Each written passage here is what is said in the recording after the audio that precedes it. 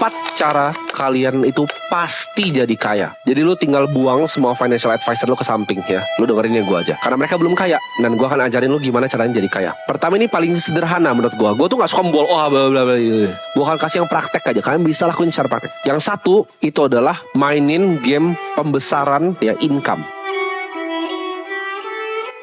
Karena yang paling kuat di hidup ini ya, paling nomor 1 di hidup ini adalah income. Lupain semua yang pernah diajarin ke lu ya. Lu anggap ini gelas kosong, lu mulai baru. Income lu harus besar. Kenapa? Income adalah wealth creation paling powerful. Karena dengan income, savings rate ya, jumlah tabungan, jumlah energi yang lu simpan bisa lebih besar dibanding lu neken-neken pengeluaran. Tapi alangkah baiknya kalau kalian baru mulai nih main game ini ya, mau jadi kaya, gedein income-nya, kecilin juga pengeluarannya. Kalau pengeluaran masih lebih besar itu artinya ego lu ya. Ego lu terlalu gede. Itu lu bukan belajar sama gue, tapi lu belajar turunin ego lu. Untuk lu telan bahwa saya adalah orang miskin dan saya mau kaya. Gedein dulu nih income-nya. Gimana caranya? Banyak caranya. Tinggal satu caranya. Increase value lu. Apapun yang lu kerjain. Kalau lu kasih yang terbaik terus, orang akan lihat value lu dan lu dikasih income lebih. Apapun yang lu kerjain. Mau di bisnis, mau di pekerjaan, apapun itu. Ya, increase value lu. Increase value lu ke masyarakat kalau lu pebisnis. Kalau lu pekerja, increase value lu ke bisnisnya. Bisnisnya pasti lihat. Kalau lu lakukan sesuatu yang lebih, lu pasti di reward lebih. Ya, itu adalah hukum alam. Simple, tapi orang banyak gak ngerti. Perbesar dulu ya. Karena ini unlimited nih. Lu bisa 10 juta, bisa 20, bisa 1 miliar, bisa 10 miliar. Ada gak yang 100 miliar sebulan? Ada. Ya, gue tahu orang yang bikin 100 miliar sebulan income-nya. Nah, jadi ini bisa digedein sampai unlimited. Pengeluarannya tekan dulu. Ya, kalau bisa 2 juta, 2 juta. 3 juta, 3 juta. Sisanya simpan. Itu aturan pertama dari permainan energi. Yaitu lu harus bisa untuk menyimpan energi. Karena uang itu adalah energi. Ya, uang sama dengan energi, kita harus belajar untuk menyimpan energi. Ya, bikin energi. Nah, caranya gimana? Biar gak tergerus nih. Satu, ini masih masuk poin ke 1 ya. Jadi misalnya 1A gitu ya. Kalian video tanpa script ini dari otak gue. 1A itu adalah ini. Hindari segala macam hutang. Apapun tuh hindarin. Mau keluarga lu ajarin KPR, lu buang jauh-jauh. Semua ajaran financial advisor tentang hutang itu salah. Hidup itu nggak boleh berhutang. Kenapa? Karena hutang itu ambil kekuatan paling kuat kalian, yaitu tadi savings rate. Karena itu bisa dipakai untuk bikin yang nanti kedua dan ketiga dan keempat. Mulai dari fondasi pertama. Ini nggak boleh di skip. Aturan ini nggak boleh di skip. Karena kita step by step. Ya. 1 itu tadi, conserve energinya, simpan energinya. Ya. Mau keluarga kalian bilang ini biarin. Ya. Lu miskin dan gue nggak mau dengerin. Gituin aja. Gak apa-apa kalian dikatain, biarin. Ya. Karena itu yang gue lakukan. Pas gue udah punya duit sedikit. Kenapa nggak beli ini? Kenapa nggak beli? Nggak. Nggak mau beli emas. Nggak. Karena gue tahu cara mainin gamenya. Dan gue udah punya game plan-nya dan udah rapi. Dan ini gue share nih game plan yang gue punya dulu ke kalian. Kalian build dulu tuh. Jangan punya hutang, jangan pernah ngambil KPR, jangan pernah ambil KKB. Lu belum bisa beli cash, lu nggak mampu artinya. Sesimpel itu. Apakah salah ngekos? Apakah salah kontrak? Enggak. Ya. Gue bisa bantah semua financial advisor miskin kalian. Nggak ada salahnya dengan ngekos, nggak ada salahnya dengan nyewa. Kenapa? Karena yield di Indonesia itu kecil banget. Ya. Jangan samain sama di New York. Yieldnya 6,5%. Yield under 5% dari harga total barangnya itu kalian harus pakai justru. Ya. Kesempatan untuk sewa. Apakah ini nggak dilakukan sama orang kaya? Gue kenal teman gue yang luar biasa kaya. Luar biasa kaya. Dia bahkan udah punya rumah asli di Menteng. Ya. Rumahnya besar sekali di Menteng. Tapi dia tinggal di mana? Di Bali. Dan apakah dia beli properti di Bali? Tidak. Dia villa hopping. Setiap 3 bulan pindah villa. Ya super mahal villanya. Tapi dia pun nggak beli villanya. Karena menurut dia bosan. Apakah salah lakukan itu? Enggak. Ya. Jadi nggak ada salahnya dengan ngekos. Lebih baik kalian ngekos, kalian telan ego. Ya, mau dikatain sama kalian, nggak usah, biarin aja. Dibanding kalian udah terlanjur masuk cicilan, kalian masuk ke perangkap hutang yang kalian nggak bisa keluar selama 20 tahun. Itu ngegrogotin saving rate ya. Energi lu kasih ke bank, lu lemparin ke bank. 5 tahun pertama lu bayarin cicilan, energi lu hilang. Jangan pernah hilangin energinya. Di conserve. Sewa itu bukan buang-buang duit. Nah, yang pertama itu dulu. Itu udah kuat, udah pakem, ya lu udah save uangnya. Next step ya. Next step ada bikin fondasi. Nah, fondasi itu bukan rumah hanya. Banyak yang salah nih. Begitu lu ntar lu di layoff, lu gak bisa bayar cicilan, rumahnya diambil. Itu bukan fondasi. Itu rumahnya milik bank. Lu perlu pilih negosiasinya sama orang atau negosiasinya sama bank. Nah, lu kira KPR itu rumah lu. Baca lagi kontrak lu. Baca yang detail kontraknya seperti apa. Kalau lu gak bayar, apa yang dia ambil? Dia ambil sama bank, dilelang. Ya, teman-teman gua kerjanya ngambilin barang-barang lelang itu, terus kita jualin lagi ke orang. Kalian jangan mau dibodoh-bodohin sama sistem ini. Ditanamin dari kecil bahwa harus punya rumah. Kata siapa? Fondasi itu bukan rumah. Fondasi itu adalah energi, balik lagi.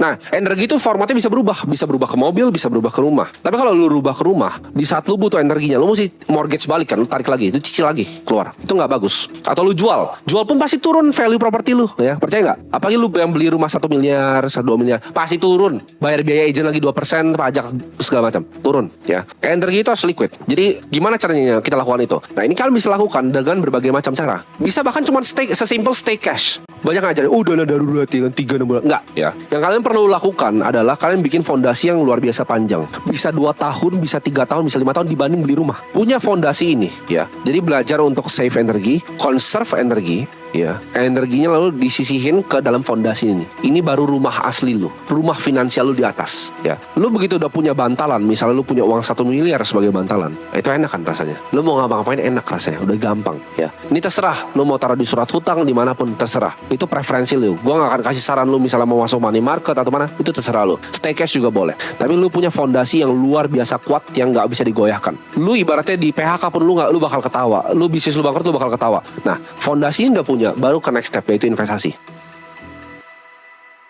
Orang suka skip step kedua ini, ya. Dari satu, dia nggak ngerti cara cari income, dia ngutang KPR, dia hilangin saving rate-nya, energinya dibuang-buang ke bank, dia nyampe sini, dia langsung lompat tuh. Udah energi dibuang ke bank, dia langsung lompat ke yang nomor 3. Itu mampus langsung lu. Langsung mampus. Lu udah KPR, lu langsung investasi, itu mampus langsung. Lu pasti akan berantakan. Satu drawdown dari market, hidup lu berantakan. Jadi lu bikin dulu fondasi yang luar biasa kuat ini, baru lu lompat ke yang nomor 3. Nah, fondasi ini, berapapun angka yang di kepala kalian, misalkan mikir, kayaknya gua ada 5 juta aman. Enggak, lu aja sama inflasi, ya. Jadi yang lu lakukan adalah angka berapapun yang lu mikir tadinya aman, yang luar biasa besar itu di kepala lu, misalnya 5 juta, 1 miliar, 10 miliar, kali 2 angkanya. Baru itu fondasi lu. Next baru investasi. Lu udah belajar nih untuk nyimpan energi untuk diri lu sendiri, baru lu salurkan energinya untuk dapetin energi baru. Jadi investasi adalah bikin energi lu bekerja untuk energi yang lain. Itu menyalurkan. Kalau lu aja sendiri belum punya banyak, gimana caranya lu salurin, ya? Makanya financial advisor tuh semuanya miskin, mereka nggak ngerti ini, nggak pernah jadi kaya soalnya, ya. Mereka nggak pernah lihat aset ratusan miliar. Cara bikin aset ratusan miliar itu seperti ini, ya. Simpan dulu, conserve, baru kan salurin. Nah, salurin ini penting banget. Penting banget untuk kalian lakukan apa? Yang namanya fokus. Fokus ke industri yang memang kalian pilih. Maksudnya apa? Sebelum kalian belajar untuk nyalurin, kalian pilih dulu kira-kira yang kalian tuh lebih natural kemana. Misalnya ke saham, ke properti, ke kripto, kemana. Kalau gue pribadi, gue pilih kripto. Tapi kalian pilih satu bidang yang kalian akan dalamin seumur hidup kalian. Dan kalian master bener-bener bidangnya. Kalian salurin semuanya di satu bidang. Jadi ini agak sedikit kontroversial dan berbeda dengan yang diajarin financial advisor. Kita nggak perlu diversifikasi. Kenapa? Karena kita menyalurkan energi. Kita cari yang terbaik untuk bikin uang kita double. Karena kita udah punya fondasi tadi di tengah, ya. Step ketiganya berinvestasi, yaitu menyalurkan energi. Step 4 adalah kita fokus dalam menyalurkan energi.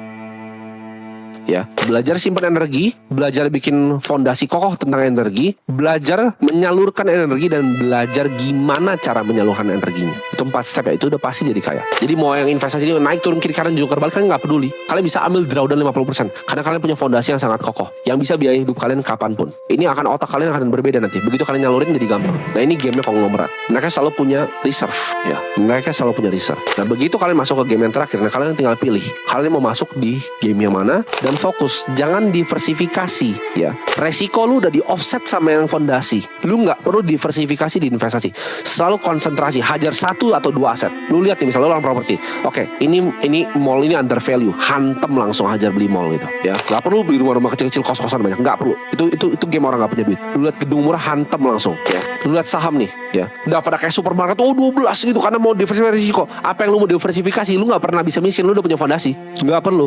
Nyalurin itu hajar aja 1. Oke, lu lihat nih, potensi misalnya market syariah di Indonesia akan besar gitu. Bank syariah nggak ada yang besar di Indonesia, hajar langsung tembak 1 gitu. Oh, kripto nih, daripada gue pusing-pusing cari-cari, ada Bitcoin 1 yang naiknya kemana-mana, hajar 1 gitu. Itu baru ntar eksponensial duit kalian. Fondasi tetap aman, lu makan dari bunga setiap bulan, lalu ini terbang, udah, itu lu jadi triliuner, jadi kaya, ratusan miliar, triliuner. Jaminan itu. Simpel kan stepnya, nggak perlu ribet-ribet. 1 itu adalah conserve energi, 2 build fondasi energi, 3 belajar salurin energi, 4 fokus dalam salurin energi.